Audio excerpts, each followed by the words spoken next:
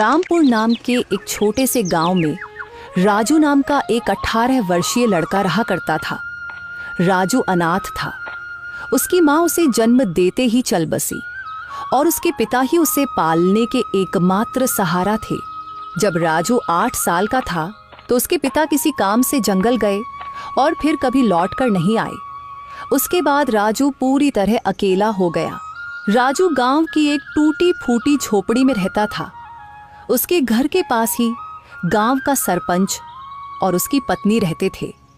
उनकी अपनी कोई संतान नहीं थी, इसलिए राजू के माता पिता के गुजर जाने के बाद उन्होंने ही राजू को पाला।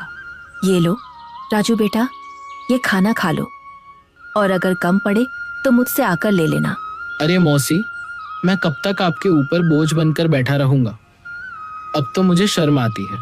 अरे बेटा, ये तुम कैसी बातें कर रहे हो? अगर तुम हमारे अपने बच्चे नहीं हो तो इसका मतलब थोड़े ना है कि तुम हम पर कोई बोझ हो। आगे से ऐसी बात मत करना। चुपचाप ये खाना खाओ।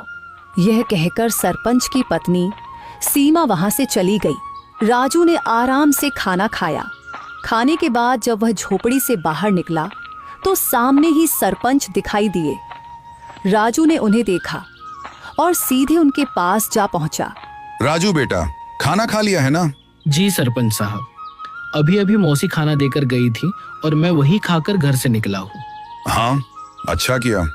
अब तुम बड़े हो गए हो बेटे, अपना ख्याल रखना सीखो। जी सरपंच जी, 8 वर्ष की उम्र से लेकर अब तक आप ही मेरा ख्याल रखते आए हैं, पर अब मुझे शर्म आने लगी है। अब मैं कुछ काम करना चाहता हूँ।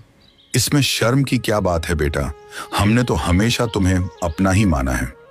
लेकिन अगर तुम्हारा मन फिर भी कुछ करने का है तो सुनो, गांव के पास वाला जंगल अब पहले जैसा खतरनाक नहीं रहा। चाहो तो वहां जाकर लकड़ियां काट सकते हो या शहद इकट्ठा कर सकते हो। जी सरपंच जी, मैं कल ही जंगल जाऊंगा। अब समय आ गया है कि मैं अपने लिए और आपके लिए कुछ कर दिखाऊं। अगले दिन राजू एक कुल्हाड़ी लेकर जंगल की ओर चल पड़ा। कुछ ही देर में वह जंगल पहुंच गया। जंगल में कदम रखते ही उसने सोचा, कुछ भी कहो, सरपंच जी ने बचपन से लेकर अब तक मेरी बहुत मदद की है। अब समय आ गया है कि मैं अपने पैरों पर खड़ा होकर दिखाऊं और अब मैं उनकी सेवा करूं ताकि उन्हें अपनी संतान की कमी महसूस ना हो और वे हमेशा खुश रहें। अभी राजू ये सोच ही रहा था कि अचानक उसकी नजर एक कोयल पर पड़ी जो उसे बड़े ध्यान से देख रही थी।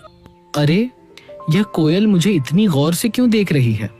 इसका आकार तो बाकी कोयलों से बड़ा है और देखने में भी यह कुछ डरावनी लग रही है। राजू ने अभी इतना ही कहा था कि तभी कोयल उड़ती हुई उसके पास आ गई और इंसानी आवाज में बोली, मैं तुम्हें भली भांति पहचानती हूँ। तुम्हारा नाम राजू है और तुम मोहन के बेटे हो। कोयल को बोलते हुए देखकर राजू बहुत डर गया और बोला, ये कैसे मुमकिन है? तुम तो कोयल हो, फिर इंसानी आवाज में कैसे बात कर रही हो? शायद ये मेरी आंखों का धोखा है। भला कोई कोयल इंसानों की तरह बोल सकती है? नहीं, यह तुम्हारी आंखों का धोखा नहीं है। मैं सचमुच बोलने वाली कोयल हूँ। असल में मैं भी कभी इंसान थी, लेकिन एक तांत्रिक ने मुझ पर श्राप दे दिया और मैं कोयल की शक्ल में बदल गई। मैं तुम्हारे पिता के रहस्यों के बारे में सब कुछ जानती हूँ। वे कुछ समय पहले जंगल गए थे और फिर कभी वापस नहीं आए। अरे, न जाने कौन हो तुम। मैं ऐसे कैसे तुम्हारी बात पर विश्वास करूं? कभी सोचा है तुमने? तुम पिछले कई वर्षों से बिना पिता के रह रहे हो, लेकिन गांव में कोई भी तुम्हारे पिता के बारे में बात नहीं करता। तुम्हारी कोई मदद नहीं करता सिवाय तुम्हारे गांव के सरपंच के।